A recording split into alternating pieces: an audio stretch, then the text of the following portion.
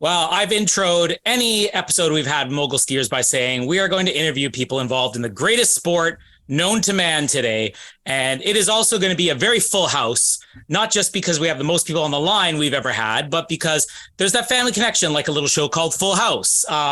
Three sisters, there's a lot of connections here. So we have a full house here of people we've talked about quite a bit over the last couple of Olympics. All three Dufour-Lapointe sisters, Maxime, Chloe, Justine, all three of them here in one room, sort of almost in one room.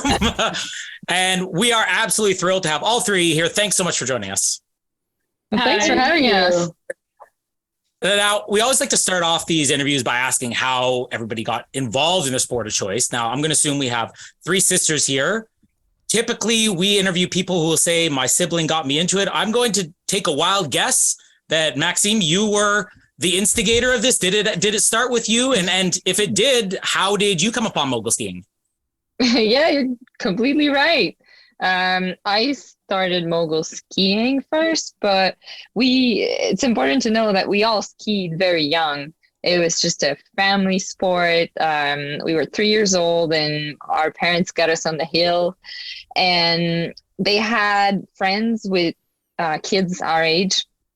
And one of them did mogul skiing. So one day we went to watch his event and I was mesmerized. I just loved the jumping. I was very intrigued by the sport. And we were doing moguls in a way with our family, going in the woods and doing small bumps. Our parents loved moguls. And I started campaigning to try to get into moguls. Our parents were not that keen on it just because they were going to lose their daughters. They were afraid of injuries. And it was just everything snowballed. I started one day per weekend 1 year, and the next year was the full weekend. And then my sister followed, and it turned out to be a really fun adventures that we just discovered day by day, kind of. I believe because you were all into sailing, if I'm not mistaken, so sort of a bit of a summer background. And I always like this transition between certain sports, particularly summer, winter, and you can kind of connect the dots. I don't really see much of a transition between sailing and mogul skiing. So, I mean, it's an interesting one. But sort of on that level of where you had that background on that side of sport, switching into skiing, for all three of you, were there Olympic aspirations potentially for sailing? Was this something that you were doing competitively, or did that Olympic sort of dream maybe switch to when you started hitting the slopes and discovering the skis? No. Unfortunately, like sailing was more like a weekend getaway activity for our parents. It was not about competition or not about like race. But I think, yeah, because when we were kids, we were so small being on one boat. It was more like for us the way to spend quality time as a family during summertime. So we were pretty young. We were not into competitive sailing. Now a little bit more. Now I'm more interested than ever. But yeah, for my parents, they were like Jack Russell kind of dog. Like they were really like always moving, always excited for the weekend. So if it was not the boat, it was skiing or doing something, you know? So it was that's where the transition came from. Now, how soon afterwards was it like, were you all in quick succession? You started mogul skiing, at the same time, or was there a little bit of a, maybe a wait to see? Because one thing I found interesting, Maxime, when you were talking about your parents, is that they weren't too crazy about it first, because they're kind of like known across the country now as maybe the most supportive parents of any Olympians we've ever seen. So it's almost hard to imagine that they were hesitant. Was there a bit of hesitancy where like, we're going to let the older ones try it out, and then, then eventually, Justine, you can get there? Yeah, kind of... Go ahead. No, it's fine. You start. So. This is what we wanted. We wanted you all to kind of have this. So this is great. Yeah, well, our parents just tried it out. So it was like negotiating, let's try a little bit, and then it just expanded. I started for about 2 years, and then Chloe and Justine came in together. And in this sport, what is really fun is the support, and it's like a small family. Mogul skiing is like a small family. So everyone knows each other. All the parents are involved. And I think that's where my parents started having their fun and realizing, okay, it's still quality time as a family and we're going to get involved and it's going to be fun anyway. And it is, yeah, it just kind of, it wasn't what they expected for sure in their life to get involved with three daughters in high sports. But they, like you said, they were highly supportive because they thought about possible like injuries and impact, and they're like, okay, so you're gonna train, so you're not gonna get hurt. And we had all of those agreement with them so that we'd still be good at school, we'd still be injury free as most as possible, and they would support us this way. Obviously, everyone who has siblings is always competitive with their siblings, but I can imagine at just that high level of sport as you're progressing through the ranks, it drives you to be a bit more competitive. Chloe, I might start with you because obviously you end up at the Olympics first, but was there kind of a competitiveness between all of you to try and reach that pinnacle to win more competitions, or was it a case of you just having so much fun being out there and competing with each other that you're maybe not kind of focusing on just beating each other all the time? What is funny about our story is that like the three of us have kind of not the same path, and the three of us have different point when we believe that it was possible to go at the games. On my side, I always been the dreamer. Like I wish when I was a kid to be a princess, you know. And you still can admit if you want to be one. You still got time, right? We all do. Yeah, but when I went to bed when I was a kid, I was like, Mom, one day, am I going to be a princess? And she was like, maybe if you marry a prince, you know? And so there was no limit about it. And the point that my parents, I think, accept us to go into the sport, it was like, there's no limit. They saw the bright in our eyes that we push ourselves, that we love the sport. And so they just follow, and at the same time they realize that they were not they were part of that journey. So I think that's what they were pushing, not pushing us, but together in that story. And so as soon as I started the sport, I was really in love with it, like jumping in the air. It was the feeling of flying, like really, I fall in love with the sport. And we were really little, and there was a World Cup in Mont-Tremblant. And so we went there for a weekend because it wasn't happening in the freestyle mogul skiing world when the World Cup was there. All the little ski club go to the World Cup to see all the champ. And at that time, it was Jennifer Isle. And so I saw her jumping and I was mesmerized. Like, I was like, I want to do this. This is what I want to do. This is where I want to go. So I put all the thing that I need to achieve that dream. And with fun, with pleasure, I just pushed myself to the game, and it just kind of happened. I didn't like have because it was so close kind of on my path when I went to the team, and going to the game was like, if it's not this one, it will be another one. But it just ended up that I was so much into like pushing myself that people saw it before me, you know, that the game was possible for me at 18 years old in Canada. So that was it was a big dream, but I mean, I worked for it, but I didn't like, it was not my first picture of the dream. The dream was to go on the highest level that I could go. Like, yeah. So follow up to that, Chloe. I mean, you talk about you had the dream of being a princess. Maybe one year you could do that. You're seeing Jennifer Heil ski, and you're in Vancouver, and now you're her teammate, but you're also competing against her. And I mean, what was that like to be able to, I don't know if it was somebody you necessarily had a lot of exposure to, that she hadn't have a mentorship with you. Like, was there a lot of interaction as you're going to Vancouver and being able to be there with her and compete with her? Like, what kind of impression did that make on you? Well, for sure. At that time, I didn't have a lot of like proximity and relationship because she had her kind of own team. I had mine, and the team was pretty separate Yeah. in a lot of small team. And so I didn't have a lot of contact, but when I saw her, like, she was always really kind. And after the game, I remember, like, I was doing some interview in English. I was saying, like, the crowd. I want to say, like, the people there, but I was saying the cloud. And she was like, so it's that. But it was the first time that I was, like, by myself, speaking English, like, and I really grew during that time. But she did mentor me going to the game in 2014 because when she retired, I got the chance to work with Wayne Halliwell, who was his psychologist. And so he was like, well, I know that you really have Jennifer Al as an idol.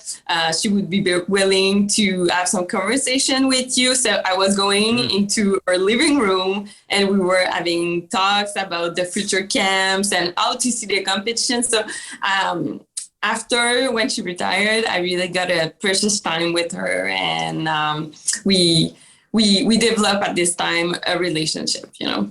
Always love finding out from our guests just those initial Olympic experiences outside of the competition, you know, the atmosphere, everything along those lines. And I kind of want to direct this to each of you separately because you obviously have different first-time experiences. But for Vancouver, obviously, Chloe, your first Olympics, huge home support, everything you're talking about. And then obviously for Justine and Maxime, you're there, no doubt, supporting her and not competing. So I guess to each of you, let's start with Justine. What was that like, I guess, in Vancouver, being able to support Chloe, being there, not obviously competing at that stage, but obviously cheering on your sister at that point?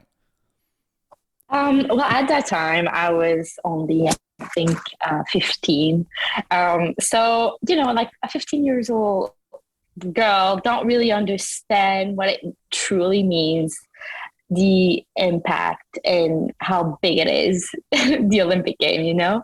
I saw it on TV, but I couldn't really understood like what it truly means to have a sister who go participate and represent our country.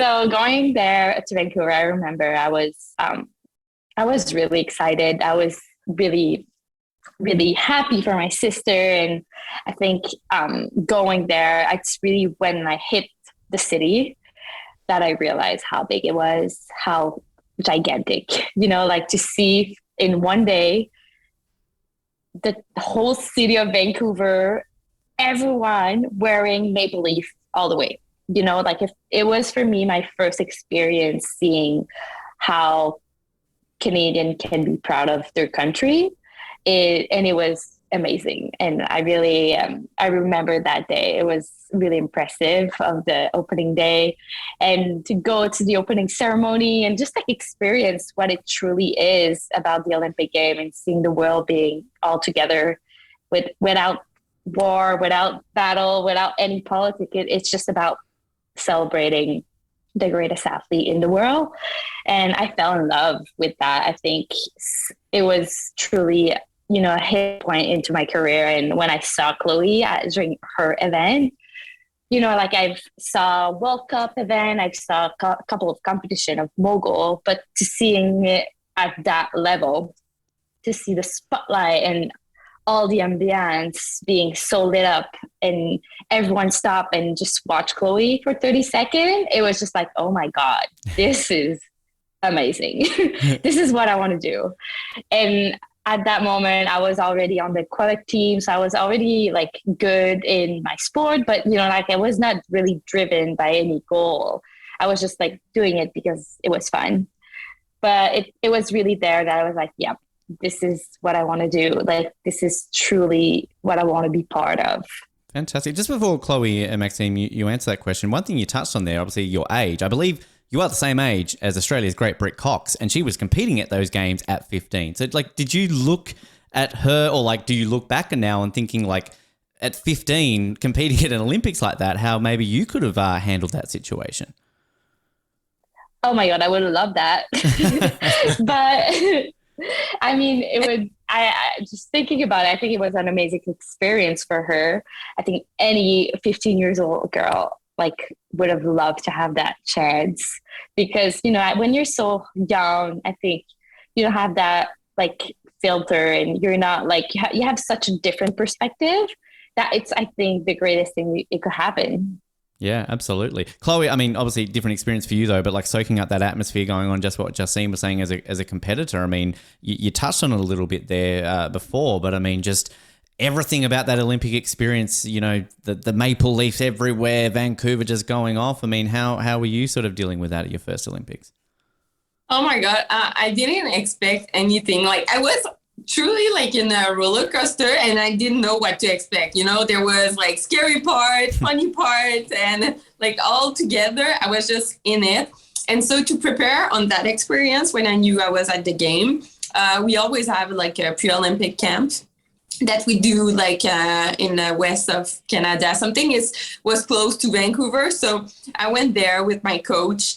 And I said to my parents and my family and everybody that was in contact with me that I didn't want to talk to them for 2 weeks before the Olympics, because I was like, I want to be strong enough to have like a relationship with my coach and be able to, how do you say, all the defeat, like the goal, the struggle that would be in my road. And so I didn't talk to my parents for 2 weeks. And Wow. And then I arrived there and it was super calm. Vancouver was really quiet because you arrive always like a week or two before the event. And so Vancouver was really normal for me. Like I knew I had the village and you go there and everything is free. You're like, what? And like there's a lot of things that can disturb you, but like I said, when I have something in mind and I know what's my goal, like I'm not really easy to go off the road. You know, I will stick to what I have planned. So it was fine with me. But at the end, when the night of the race and when the opening ceremony arrived, the whole Vancouver city changed. Like Justine said, there was Canadian maple leaf everywhere. And I couldn't realize that the city has changed like this. Yeah. And so like the energy, it was the energy that we could feel. It was like there was no more emptiness. It was like all the world was there to support. And it was just, I stayed the whole time at those games and I went to visit other sport to see them doing some competition. And I really kind of discovered like being like, I discovered the city by myself and Maxime was there with me pretty much the whole time. But like, I never took a taxi by myself before that. So this is where I started to gain more confidence and like be okay, I can do this, like it's fine. And fantastic. So yeah, great story, Maxime. I mean, again, similar to what we've obviously talked about there, but for you, your experience, and then getting to see your younger sister catch a taxi for her first time, that must have been a thrill as well. Yeah, so in my situation, I was already on the Canadian team, which meant that I didn't qualify for the games. But because it was a home soil Olympic, we had the opportunity to be forerunners. So I was one of the chosen one, and it meant that I had this very privileged situation of skiing the course as an athlete without being an Olympian. So I could really see and start to feel that Olympic vibe and everything that comes with it as an athlete. And I was also on the other side, whereas I was a cheerleader for Chloe, a supporter. And I did stay with her the whole 2 weeks. We had sponsors that were scattered out in Vancouver. So we would just every day we would meet at the Hudson's Bay, grab some food, free food and free drinks. And we just went along it was the city. Canada. It was Canada. So we just pack food and then go without not sure about our schedule, watch some events, and we had a blast. And like my sister described, I did feel the same energy emerging from the city that it was all about cheering. It was all positive. It was just celebrating the best of humankind. And from what struck me was the Olympic values of being like trying to reach for more of the best version of yourself.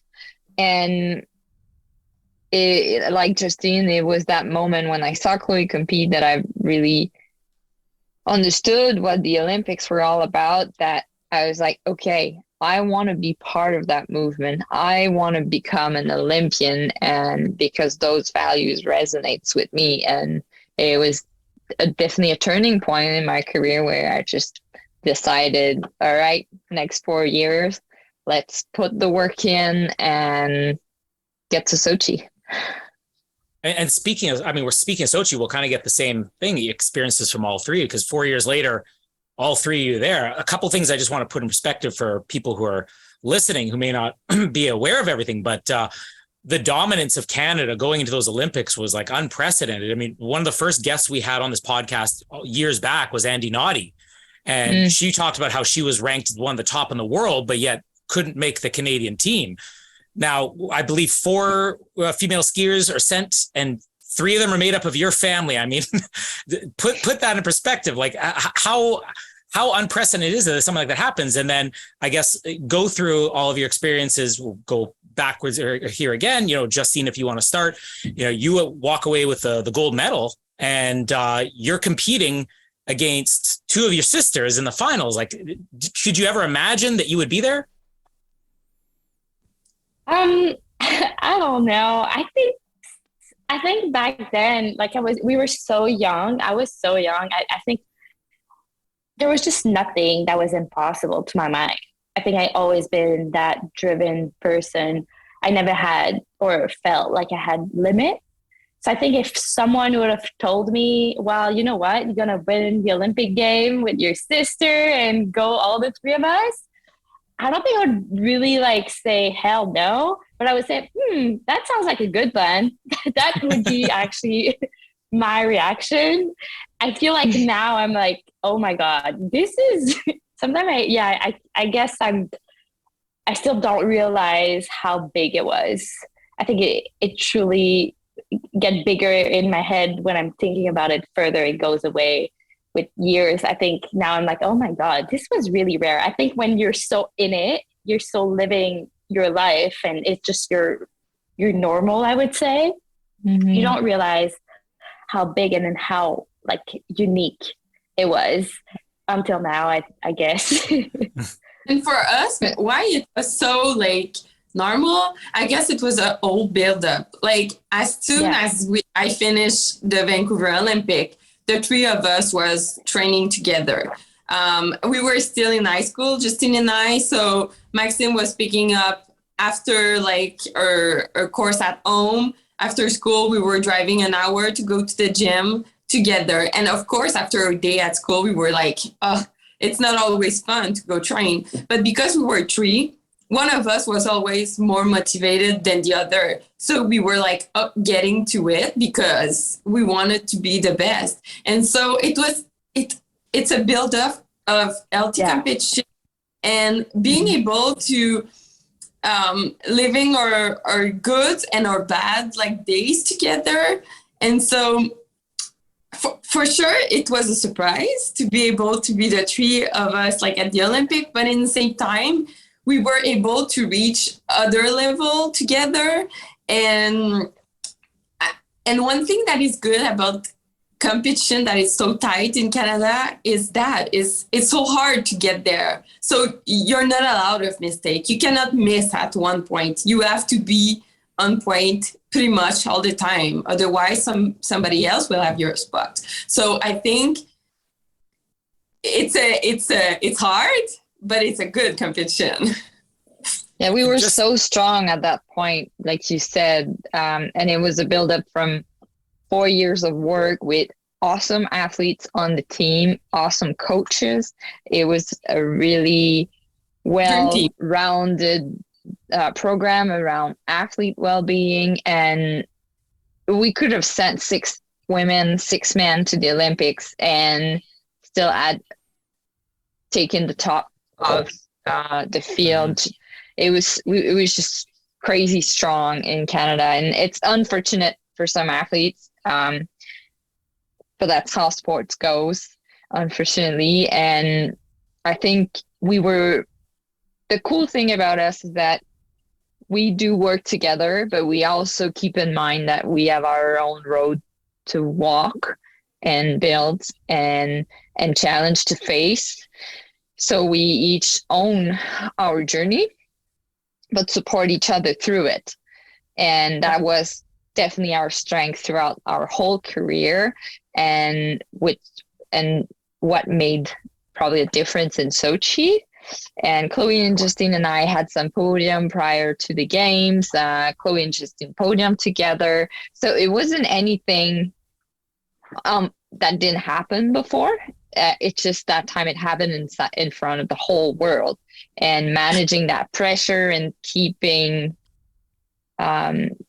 still performing the way we do in World Cups into Olympics is also a big game for which we were prepared. Just before you ask a question, Ben, I just want to, I think you're downplaying a little bit when you say we had some podiums, because I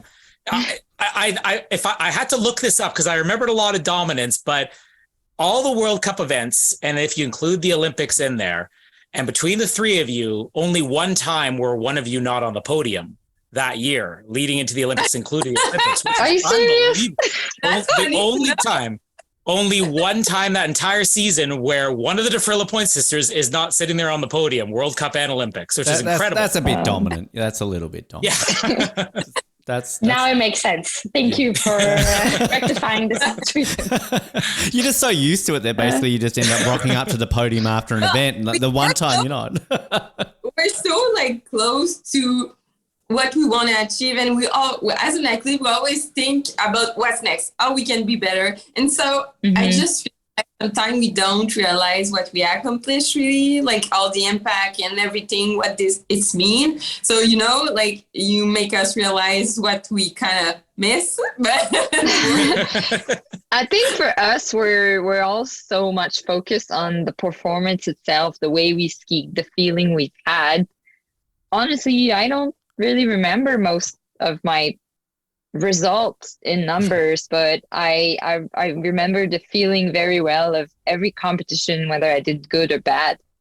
I think it comes down to that, because one stat that I wanted to point out, and this kind of ties into that conversation, because going on what all three of you are saying, when you're competing, you're winning, you're doing well, you go to the Olympics, medal, all that sort of stuff, I'm sure you're not all there with a little notebook ticking off, right, podium every race, I've broken this. Like you're doing what you're doing to do that. And then Kingsbury does that, I bet. Kingsbury, he's got a very thick notebook that puts in his pocket. But then it's up to people like us, I guess, to point out statistics, because the one that fascinated me was that you would think that going 1-2 in an Olympics from sisters is a rarity that maybe had never happened before. You were the third set of sisters in the history of the Olympics to go 1-2 at the Olympics. That's insane. I looked this up. Basically, 1964 in Innsbruck in the slalom, we had French skiers. I'm going to butcher the name. Sorry to everybody in the French language right now. Sorry to all of our French-speaking guests. Marielle and Christine Goetschel. And in 1992 in Albertville, we had a pair of sisters in the luge from Austria, Doris and Angelika Naina, go 1-2. So, it's just insane to think that this is a winter-based thing. But is that something, going on my long-winded point here, that those sort of things mean something a little bit extra? Justine and Chloe, that you can kind of look at the back that it's such a rare thing that this has happened, and that you're sharing that podium with your sister, and this very unique moment just became even more unique for the pair of you. I think, of course, it's unique, and we know how special it was. I think because, like Chloe said earlier, we were going through the same process every single day ahead of that day. So for us, that's why we're saying it was not a surprise, because she did not start at freestyle mogul a month before the game. So that's why we were all into the process of going to the game together. So we didn't know what could happen. We didn't know what was the outcome, but I think that was probably the best outcome we could have dreamed of. That's for sure. And that's why I think we know that it's so rare and so magical. And I think that's for sure one of our dearest memory of Sochi, and was not actually like, for me, it's not about my gold medal or silver medal, but it was actually to share the podium together, to hold hand together on the podium, because that was what I remember the most, the look that we had to each other. I've got to ask. I love that, but and this is maybe for Chloe. Like, you know, it's great. You're sharing everything you're saying, but is there part of you, Chloe, that's just like, fuck, I just cannot beat you. You love your sister to bits, but surely there's part of you like, smile, this is great. But fuck, come on. No, it was not about that.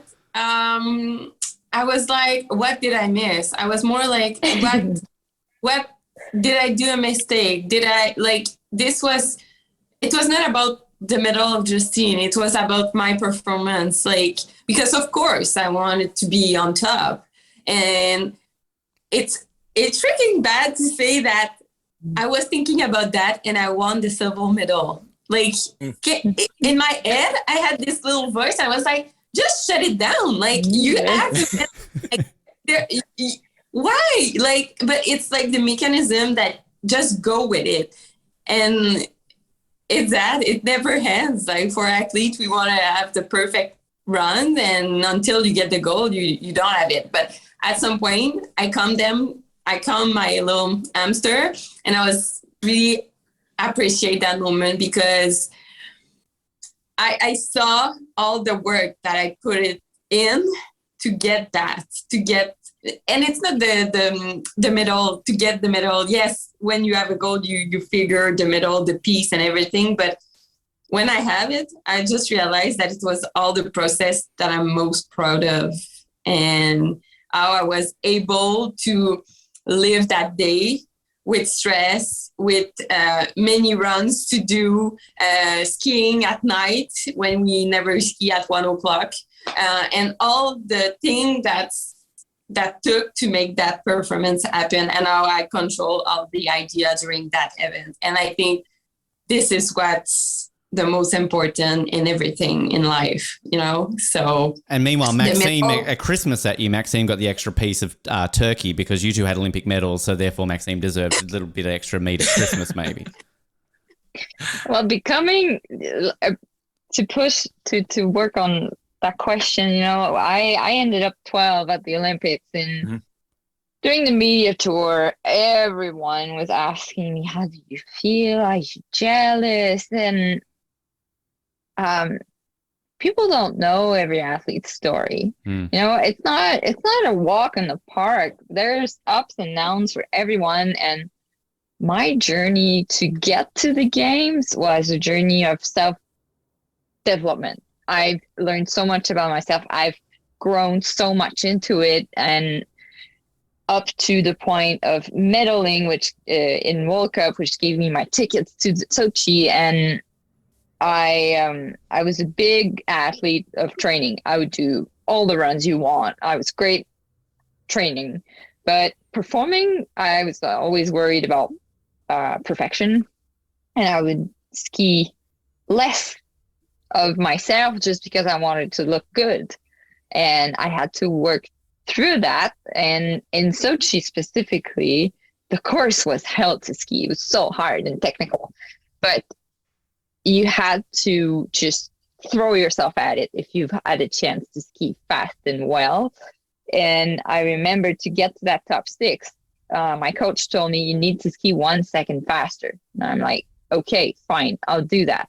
And so I skied faster, but I missed the bump. Somehow something happened with my feet, split it up, little mistake, ended up finishing my run. And I was proud of myself, because in that moment of the highest stress possible, my choice was still to put myself down the line to ski that run faster that would make me access top 6, rather than choosing over again perfection, skiing slower and not having a chance to get that top 6. Yeah. That time I did a mistake, but the whole point of this was that I did do the right choice. Absolutely. And the outcome was different, but it was my own medal, and I was so proud of. So becoming an Olympian for me was a medal. The result, I came close to getting there as well, but I love hearing that. Sorry to jump in there and jump in Colin, but I love hearing that. Yeah. It's always like it's an individual journey, like Absolutely. my sister said, and it was after that it was like party all the time for the whole two weeks with my Your sisters were golden silver. You're getting free shit alongside with them. Like, I'm with them. Yes, Air Canada, first class. I'm on board. Let's go. Come on. But like, just to add to that, saying, go ahead. Well, I was just going to say. I mean, you finished 12th. I mean, now you're looking percentage wise, top 12 skiers in every 4 years. It's a pretty large percentage from one family there, and a quarter, I guess. 25% of the top 12 skiers in the world, all from one household. But along those lines, I mean, there's going to be a huge moment, which I actually would wonder if it tops for all three of you, would top even the Olympics, and that's a very important World Cup. And you each had World Cup podiums leading up to a certain point, and then I don't know if it was a year, 2 years, something after Sochi. All 2 years after Sochi, 1, 2, 3. 3 guests on this episode make up one podium. Oh, thank you, Colin. I'm glad you noticed that I was on that podium. Ben was there. I'm sorry you were left out that time, Justine. Yeah, Ben sorry, Justine. I was really on form that day. I kicked ass. What can I say? I was 12th. That's I know how it feels. But that moment was something that's still talked about today. It's funny because it honestly is my favorite sport. Like, I am bigger into moguls than I am hockey. My desk at work has pictures of, you guys are a picture on my desk. I've got, backgrounds. We'll get to that. Don't worry. We will get to that. Yes. But people will ask me, what is this? I'm like, oh, it's mogul skiing. Like, which people ask, what's mogul skiing? I'm like, oh, it's the one where they go down the hills, and I'll tell the story. I'll be like, Canada had gold and silver in both men's and women's in Sochi. There are 3 sisters, and people will say, oh yeah, we're all 3 sisters on the podium at the same time. This World Cup finish is still today is remembered at the same level as the Olympic. I mean, all 3 of you, whoever wants to go first, because we really have to get all 3 of your experiences of that, being able to be on the podium at the same time.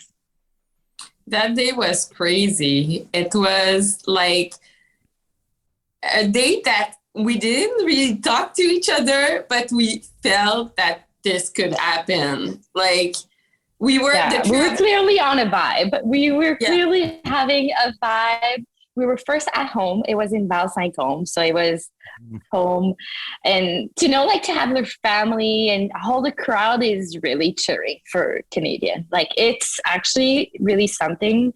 Whenever we had a World Cup event in Val-Saint-Côme, it was the biggest crowd for Canadian. Like, people were lit about this race. So I think we had just all a great vibe that day. We were such in a mood, like we were prepared. We were in fire mode. And I think at some point we're just doing our own thing. Whenever we're training and we were in competition, we never really stop and hang out, you're doing your thing and you're focused all the way. Exactly. We all have to. And then at some point, I think we cross each other at the top, because how it works, it's qualification, then final, then super final. And then when you're at the top and you're going to go for your last run in super final, well, there's only 6 people. And you can see that out of those 6 people, there's the 3 of us. So the people up there is Dufour-Lapointe sister. You're like, okay, well, we have quite of a chance here to, maybe sweep that podium. I think we all had that moment of okay, that could be real. And that oh shit moment, because it's kind of freaking you out in a way. You don't want to mess things out or mess shit out, I would say more, because I think we're allowed to say those words. I'll say it here. plenty. Come on, more of it. But yeah, I think, so Max went first. Yeah, well, Justin said, actually, when you start focusing on the results, that's where you get lost in sport. You gotta go back to focusing on the process. And this is, like my sister said, this is what happened at one point for each of us on that day. And we were just like, okay, let's go back to how to get there process. And I was first one to go do my run. So the way it works with the last top 6, your score is said right after your run, so you know where you ranks. And I take the first place. I'm not sure where I was standing. I think 2 girls were behind me, and Chloe's the next one to go. And she skis well, takes the lead again. So there's 2 of us and 2 more girls to go. One American girl, and then Justine, who was leading at from the previous run. And I remember that American girl going. She was a good skier. I remember her being young. So you never know what's going to happen with experience and stressful moments, how you're going to manage. And unfortunately, she looks like she's having a crazy run, really good, really solid. And then at one point in the middle, she just, boom, explodes, fall, and makes her way down, which means that the podium is wide open for Justine. And Chloe and I are just like looking at each other and like, just get down. Don't do too much. Just get down. Well, so at that moment, I played my part, which was being the last one to go down. And like I said, the crowd is insane at the bottom. You could hear the presenter. Like I could hear what's going on down there and the hype and the energy. And I remember I was like, okay, this is it. This is like, yeah, everybody are waiting down the line for me to perform. And I don't know, like I think I've always been really a seeker for performance on the band. I love that. I love that vibe. And it's just like, give me that boost of confidence of, you know what, I'll do it. And I just remember I took a nice breath, like a last breath, and being like, yeah, this is now or never, you know, like this is our chance to do it. And I did, one of my best run ever. And when I crossed the finish line, I knew like it was it. It was good to go. Up. So I did not fuck up. That's like to cross the line, we knew we were safe. Like no matter the score, we were like, we got it. Like, it's this. Wow, Colin, what were you watching this? Colin, did you blow up as well? I watched every event. Yeah, I was just trying to think in my head. I'm like, has this ever happened before? And I don't know whether it has or not. I mean, maybe any of you can answer that question. We actually did it once. But at a Canadian championship in dual moguls. Yeah, so that was the only time we did. It was a small event, but it was pretty big in our career. But I think in mogul skiing at large. Wow. And personally, I remember thinking that made my career that day. Like that was the thought I had in my mind. This is why I skied for so long. That's insane. This is why I did it all. Wow. Were your parents there that day? Were they watching this? Were they in the crowd? Of course. Yeah. Wow. That's not only them, family, friends. Like Justine said, it was a home event. So what was the party like that night then? I can't imagine you guys probably got much sleep. Well, it was a natural party. Like usually when we do have a World Cup at home, usually it's in our cottage, but that time I don't know why we went back home in Montreal. Everybody came in. We ordered chicken, and eat together and have some cheer, and And at the end, the 3 of us were like, we don't have legs anymore. Like usually, like. Those days are super long, and like we aim for a bed, but like our leg was so sore, like wow.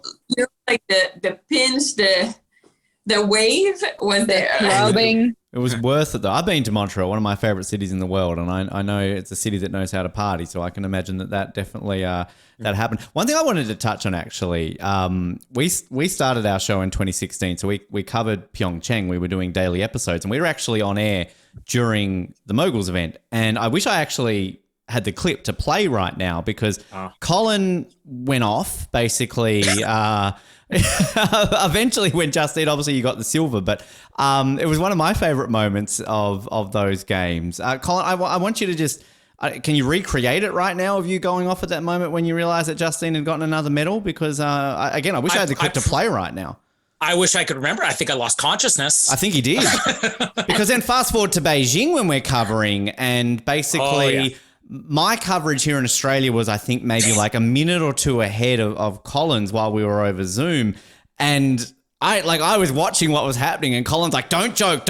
Like, they're on the hill. I don't want you to, and like, I'm seeing what's happening. And I think at one point I've gone like, whoop, and he's like, what's happened? I'm like, nothing. I 100% thought he was joking. I'm like, and don't mess with me. So I'm writing emotions with Colin here because I think I want to embarrass him right now, because behind him there on the wall, I don't know if you want to point out where I'm actually going here. So I see it's backwards. There we go. You're our first ever guest one. here that Colin's actually got photos with two of you. Sadly, Maxime, you're not on there, Colin. I don't know why. Yeah. Come on. You can if one day I end up in an emergency room in Montreal, you can replace Kingsbury at the top of this frame here.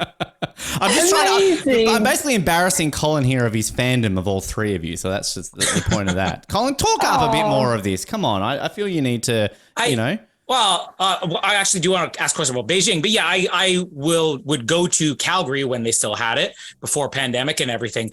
I would go by myself every single day. I actually tried to get my wife to go with me. She's like, I don't want to fly. That's too much. Just go yourself.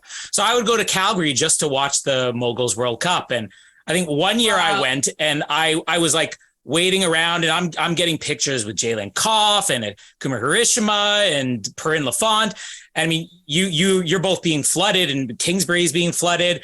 And I had to go to the bathroom so bad. So I go all the way back to go to the bathroom. Like, by the time I come back, you're gone. And so I'm like, all right, I got to come back next year. So the next year I come back, I'm like, I am not moving anywhere until I get a picture with the Dufour-Lapointe sisters and Mikhail Kingsbury.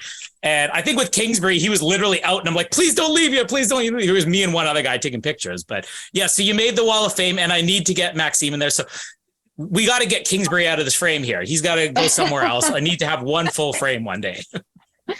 Sounds like a good plan.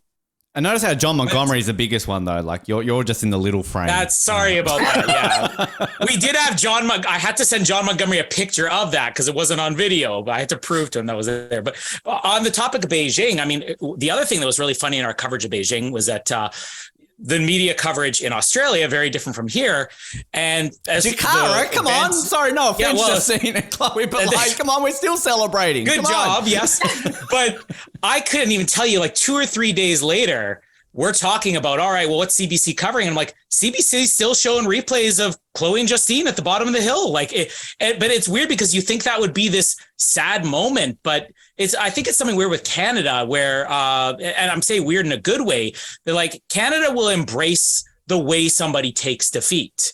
And what happened, Justine, you wiping out, and then Chloe, I think part of that, and I remember us even asking, who was it? Somebody else who had a sister there. We had somebody on who had a sister. Sophie and Gabby Ash. Sophie, yeah. Sophie Ash, sure. So in your event, and her sister was not at that event, but just that experience of being a pandemic games and not having that support. And I think that maybe that's one of the reasons why Canada latched onto that footage so much. I mean, you can go through your experiences of that or talk just about like the media coverage of that, but do you get more attention for Beijing and that one moment, which Canada just seems to love so much, over even Sochi, where you're walking away with gold and silver?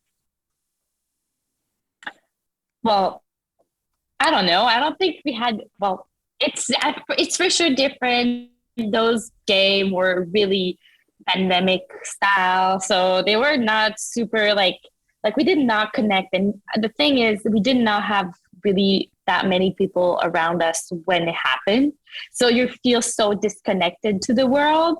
So when it happened, it felt like we were just like having this moment of, I had my breakdown where I cried, and and Chloe was there to support me at that moment, which I was so grateful. And Max was there as well, because she was in Beijing as a mentor, and she made it.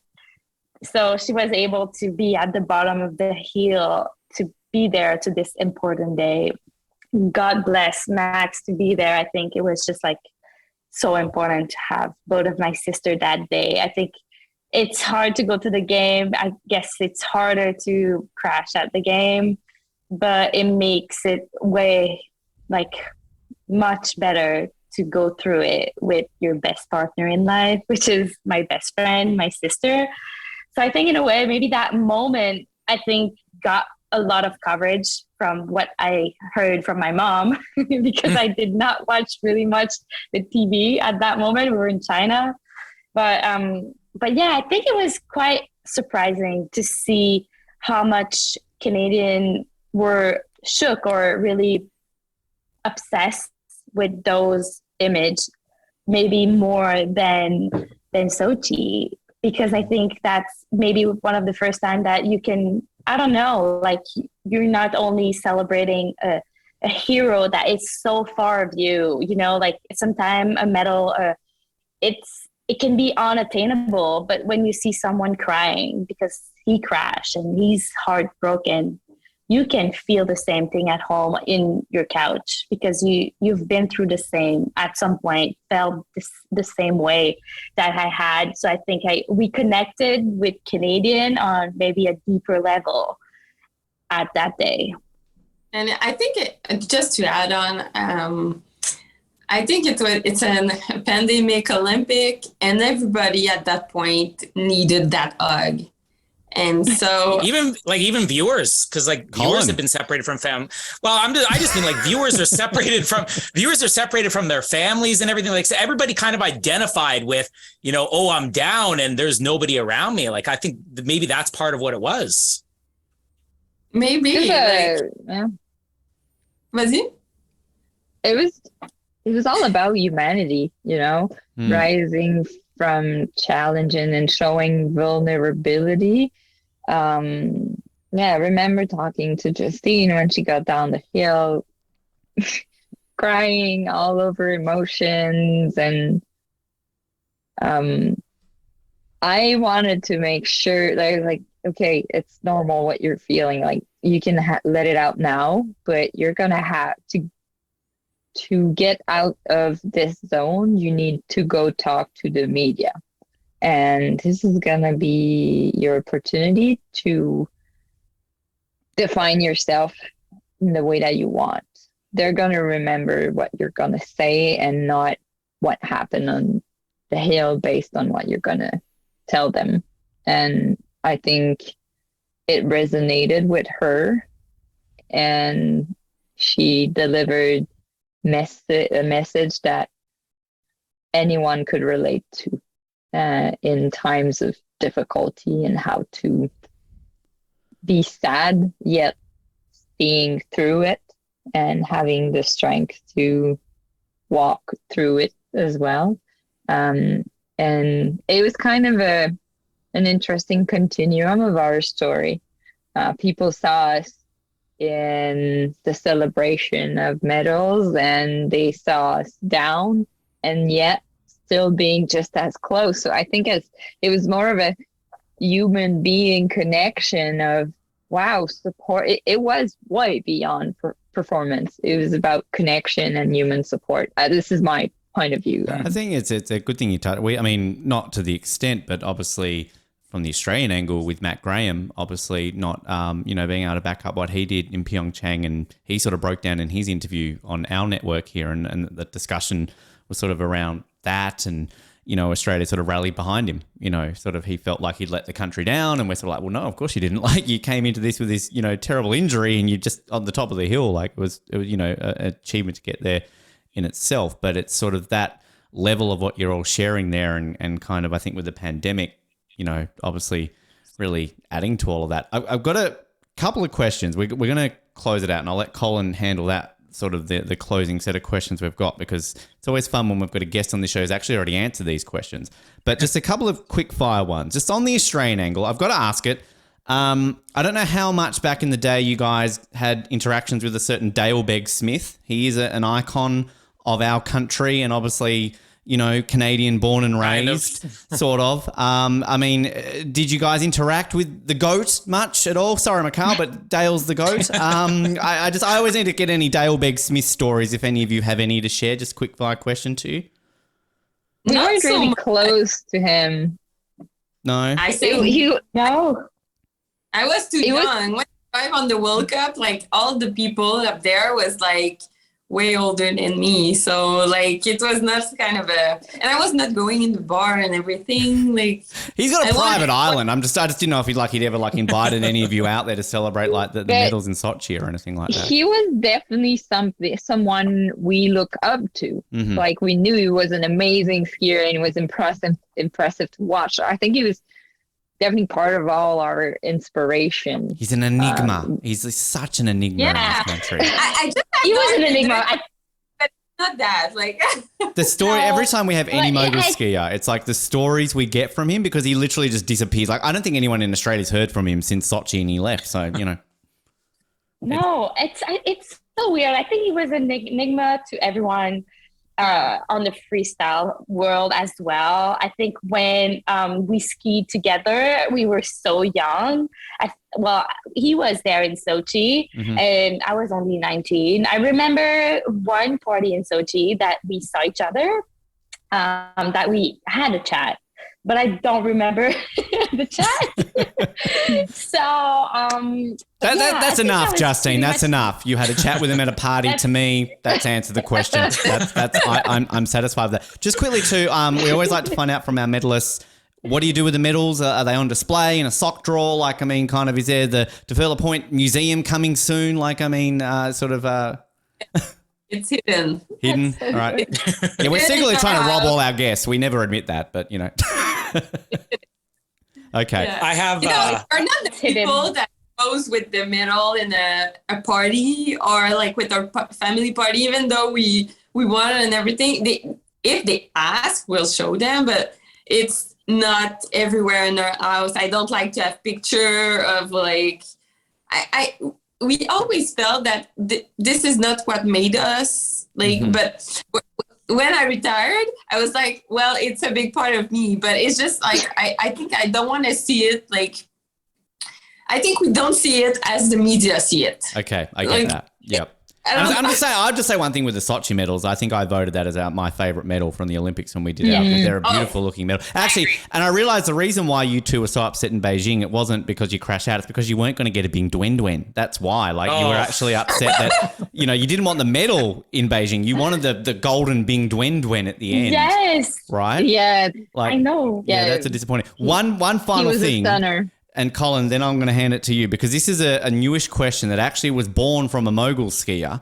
And I think, Colin, you know where I'm going with this. This is the most random question each of you will get asked in your entire careers, but let's go with this.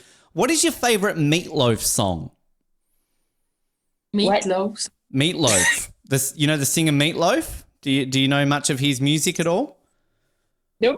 Oh, Let's- okay. let's Not just being in say- Quebec. All right. Let's just say Ben asked Olivia Giacho her favorite Meatloaf song because her hometown is the same as Meatloaf, and then he immediately on air labeled it as the second worst question he's ever asked in an There was interview. context. Olivia lived in a town where Meatloaf apparently lived. And I think she had the same reaction to you guys. Like, yeah, I didn't really know who Meatloaf is. So it kind of was born from that. Yeah. All right. Colin, we take do it have to away. ask it though. It's mandatory. It is. I have before we get to final things, I have one individual question for each of you, and then one question just for all of you that you can all answer if you know. But just the individual questions. I'll start with Chloe because Ben, you talked about with Justine winning the gold, and Chloe, you were saying like what could I have done to win the gold instead of the silver. The season where you walked away with the Crystal Globe, this is me as a fan here, probably the most invested I've ever been in moguls and the biggest eruption of cheers ever. you winning the Crystal Globe. I still say to this day, no matter when I watch moguls, I'm like, if you see Chloe ski the year she won the Crystal Globe, best skiing I've ever seen. The Crystal Globe or your silver medal, which one is your preferred? It's hard to say because I love my Olympic medal, but the Crystal Globe was a perfect year for me. Like what I had in mind, what I needed to do on the hill, I did it. There was no doubt. Like I didn't need a coach. Like I was there, I knew exactly what to do, and I did it. Of course, there was ups and downs in that course. At some point, Justine took the lead, and I was like, oh my God, I missed the Crystal Globe. But then I went back in Japan, and I was like, no, I get it. And it's such a tight race all the time. So both of us were sleeping in the same room every single race, having this tension, but at the same time, we were raising up each other. But like it was such a, it was hard, but for me, it was a big achievement. You know, like when you have something in mind and you want to grab it, like I grabbed the Crystal Globe. And I got to say, Colin, this is Colin's Crystal Globe interview. This is his right now. It is. Yep. It's the ultimate right now. Yep. Maxime, your question, you already mentioned it. You were in Beijing as a mentor, which I asked Ben, I'm like, I don't think we've talked to any athletes who have been back in that capacity before. Can you just give us little bits of your experience doing that and how you actually got involved in that? Yeah, sure. The Canadian Olympic team is, I think, really ahead of the game, thinking of ways of supporting athletes. And one of the ways that actually started back from Sochi, at the time it was Jean-Luc Brassard, one of the athlete mentors, and he did help us a lot going through all the media when it was our moment. And I really believe into mentoring. As an athlete, I've had people that I've learned from that changed my life, mentored me, and I guess it also stems from the fact that I'm a big sister. I like to nourish and say, it's okay, I've been through it, it's normal. So it was kind of my way now that I'm retired to give back and still be involved into sport because I still love the sport dearly. And it basically was an open job application for ex-Olympians. And we are in charge of the athlete lounge, making sure that it's a welcoming place where you can just have food, relax, eat, watch the games. So I thought it was the best job in the world. It's like hosting a party, making sure all your guests are feeling cozy and comfortable, and then you just get to have. I think number one thing to have in this role is a good listening ear. If people want to talk and that you're open, then they will talk. And I was lucky to be in the Beijing village, which meant that I was with sports that were going to have many events throughout the whole 2 weeks. So I got to see athletes evolve, getting through challenges or having very high joy. So it was a very fun position for me to be, still loving the sport. And I was very grateful for that position. And that made it possible as well to be there for my sister. So it was a well-rounded experience. She only got good news from there. Justine, that's good reviews, Max. Yeah. Well, I was going to say, you even in this interview, I could see the mentorship, like, just being able to pump people up and everything. I mean, you got a good career ahead of you. Justine, your question's going to be maybe the most off the wall, but your victory celebrations might be the most epic in sports history. And you can never guess what it's going to be from one event to the next. Is there any preparation that goes in, or is it all just like, this is how I react in the moment? I love that question. I never been asked that one. No, it was all prepared, of course. In front of the mirror the morning of? No, it was just like being like, yeah, me into Dilo's emotion. Like I never really thought of it. It was just like expressing my joy on his purest level. I guess I'm really like you can tell. I express myself a lot whenever I'm happy or really angry. So whenever I'm happy, clearly I can show it to the camera. So no, I think that's really being myself out there. And I think, yeah, the people who knows me really well are really not surprised, I guess, of those reaction of mine. But yeah, I think for me, knowing that I always had this stage, this opportunity to show the world, I always wanted to promote happy. And I think that's how I envision a victory should be like, like it should be authentic to themselves. It should be a proud moment and a lot of joy and happiness. For me, like that's how I envision a champion, and that's how I always wanted to show up myself. And to be able to do that, well, you just have to be yourself and be vulnerable in front of the whole world. And if you're really fucking happy, then show it to the camera. Colin, show it to the camera right now. You're really fucking happy. Give us your recreation. I'm the only person on the line right here who has thrown a chair in front of a camera. So that I have that in me too. Question for all three of you. This is something we're asking all the mogul skiers now. Really quick answer. I just want to get like immediate response. We finally have dual moguls coming to the next Olympics, but before that was announced, we were kind of theorizing on air about what about like a combined event or a team event. You pair up female skier with a male skier, one goes and the other one goes. Now, if that were possible, you can go past, present, future. If there's anybody who isn't quite on the World Cup circuit yet, each of you pick one male skier if you were paired up with, if you're going for the Olympics in a combined event. Well, I mean, I think we will all select Nick. I think that's the obvious answer. Mick is the GOAT for Canada for sure. I mean, that would be my answer for sure. Mm-hmm. And then Dale Begg-Smith as number 2. Because he's technically kind of Canadian. Everybody, I would say guys from the Canadian team, because most of them are really kind of intense. Some teams are not that consistent. So I would bet on my teammate, but like Justine said, Mick for sure is the most constant. He knows exactly what he needs. But why don't we didn't have the team event at those Beijing games? Yeah. Every sport has them. Yeah. We were like, exactly. What? There's a team event in that sport? And this is one of the original freestyle skiing events like that. We talked about that. Like, why is it taking this long even for there to be a second team or a second event for moguls? Eileen Gu walks in and wins like 20 gold medals straight away. It's like, come on, everybody else has been around since the 90s. Where's their chance to win 20 in one Olympics? Come on. Yeah.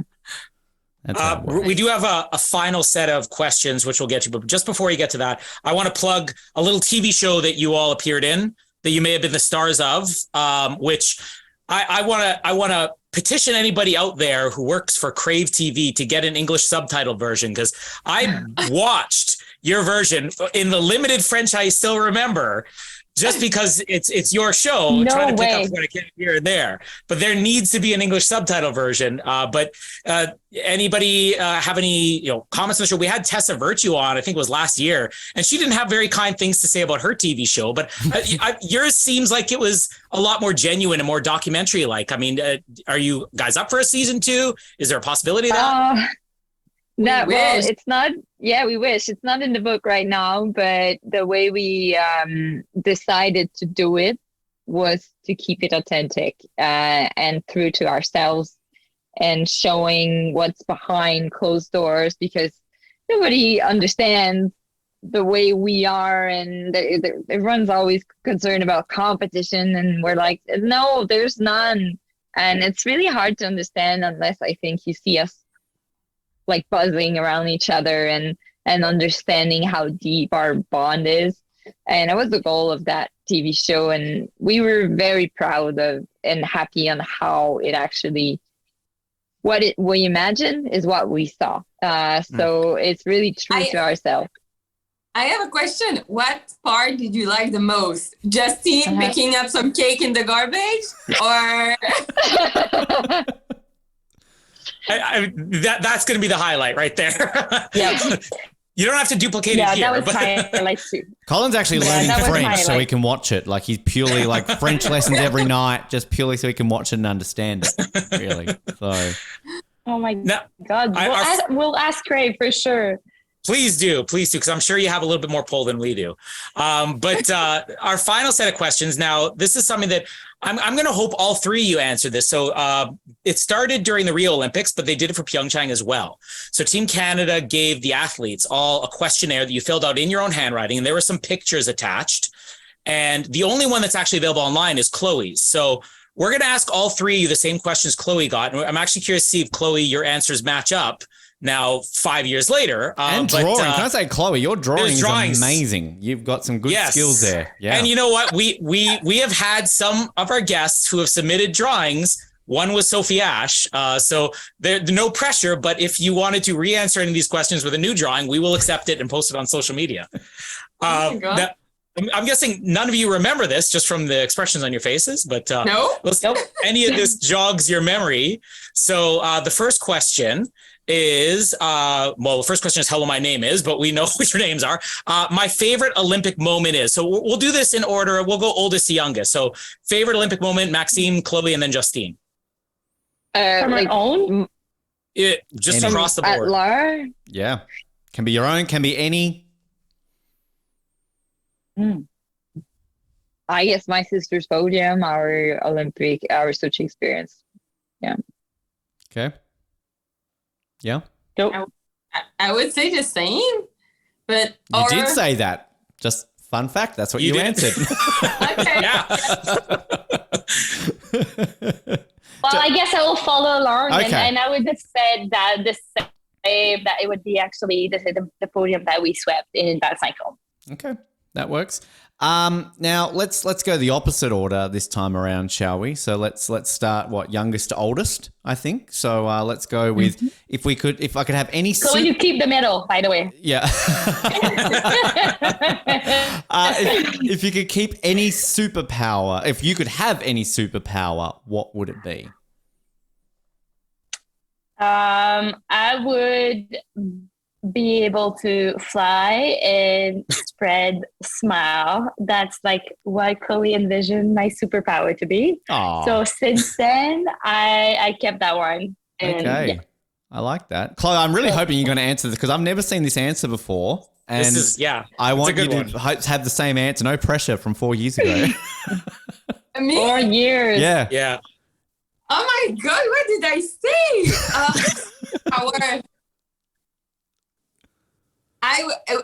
Right now, I would say that being able to change the all the pressure. You put too much pressure on. Do you want me to tell you what you said? Because I love this idea. Wake up with myself being ready to go, getting prepared in a minute. That is a fantastic superpower. I was gonna say if I have a superpower to be able to switch style of everybody, like so it was in the same. Yeah, that works. Yeah, I like that. Yeah, Maxine, can you top that? A minute. I'm quite an imaginary girl, so it's like flying. Yeah. Breathing underwater or talking to animals. They're ones that never get answered, like Aquaman mixed with like Dr. Dolittle or something like that. I like that. Yeah. I want to add, Justine, you answering that question gave me a laugh because I was thinking in my head, the only thing you have not done in your victory celebrations is fly. So I hope you answer fly. So one day maybe we'll see it. We're going to skip this one, but it was draw a picture of one of your teammates. And you three have to see this picture Chloe drew because draw a picture of one of your teammates. She drew all three of you and wrote sisters. And it might be the single best drawing we've seen on this show. You got some skills, Chloe. You're good at this. Yeah. Seriously, we see some shit on this. We see some shit on these. And trust me, you are a great drawer. Can we see it? We can do this. I can share screen. This is modern technology, isn't it? So let's try this. This is great for our Viewers, let's see if this Just don't works. scroll to the next question. We don't want to spoil it for How's Chloe's that? answer. Can you see that right there? You're giving away the next one. Oh, Look at Wow. that. Oh, Now, I'll okay, scroll so is down. it Hang on. While left- I'm here, let's go down and see the other drawings you did here. This is your French bulldog and oh, like a giant flower. So, oh. you know, What? this is Well, great okay. work. How come that? Yeah, I really do this is love public? flowers. This is on the if people want to see this is back from 2018. So people who are watching this right now can see this. So yeah, this is what it is. So yeah. Blast from the past, Colin. I respect the task. I did it all. You didn't get anybody else to do this for you, did you? We've discovered that that's been the case. All right, Colin. I don't know if Colin, you were reading the next question, so I don't think they were. It's all right. Yeah, we don't know if we gave this away for Chloe yet, but we'll go again. Flip the order. No, go oldest, middle youngest first. again. Let Chloe Okay, speak fine. first. There you go. Middle Chloe, child you know what? first. Come on. I really should know better. I'm a middle child too, so I want to go first now. So we'll start with Chloe. Favorite spicy food, or least favorite spicy food? I'm sorry. No, the least No, favorite I food, gave Colin. away the answer. Read the question. Least Come favorite on. food is. I gave away your answer. Indian, but I don't like spicy at all. Like, What a I'm coincidence! You answered that in 2018. How did you know? It's only been on screen and given away by me.